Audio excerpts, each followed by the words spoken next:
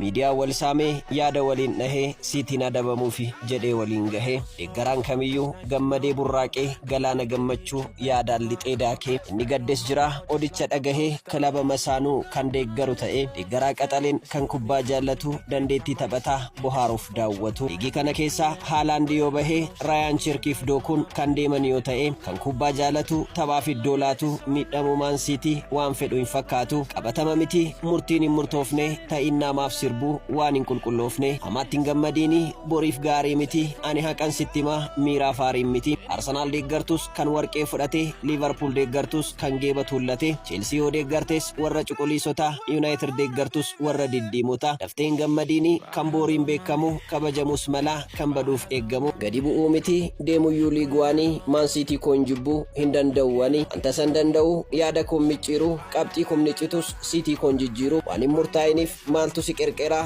ani immoo jaaladheen maan siitii deeggara jechuun deeggaraan Manchester City tokko Oromoof Ispoortiif karaa keessaa nuuf ergee